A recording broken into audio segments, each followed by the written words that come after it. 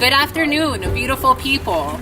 Wappingers Falls is made up of a collection of unique stories.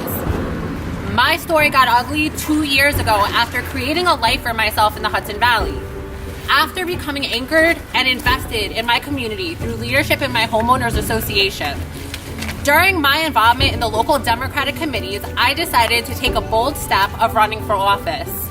I had been inspired by the leaderships of other women like Kirsten Gillibrand and Francina Amparo. No one knew it, but at the time I was a deeply wounded veteran. I was suffering with the effects of military sexual trauma, a form of post-traumatic stress disorder.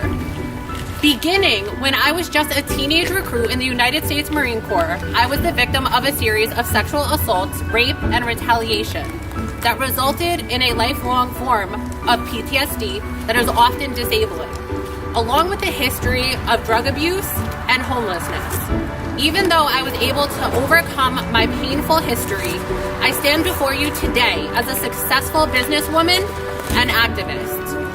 While I still struggle with my disability every day, even though I am managing a disability and healing from the trauma, I chose to run for office because I care deeply about moving our community forward. And for that, I was met with nasty rumors and bullying. When the Hudson Valley Hornet targeted me with their nasty publications, I felt violated. I was running for town council, Ward 2 at the time in the town of Wappinger. I don't think at that point in my life I needed to discuss my history of military sexual trauma with the community during my race for public office. My experience is extremely personal, and I was at a point in my life and in my journey of healing that I was not speaking about this publicly.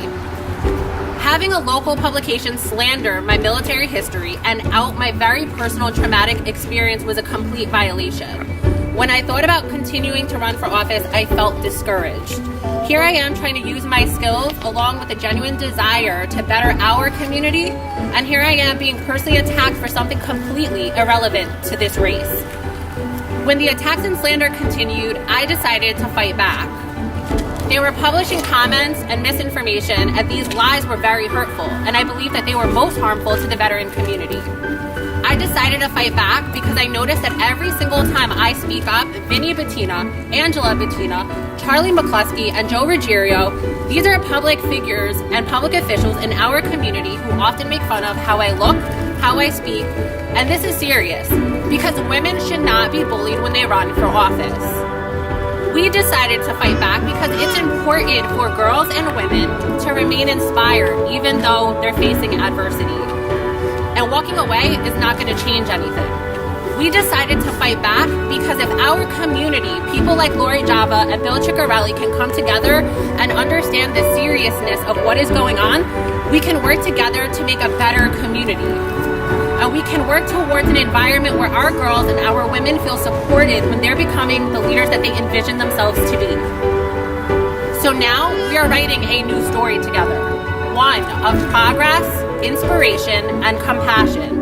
Our future generation needs to know that they can become anything that they want to be, even despite having a disability. Our community deserves leaders who rise above the hate and inspire.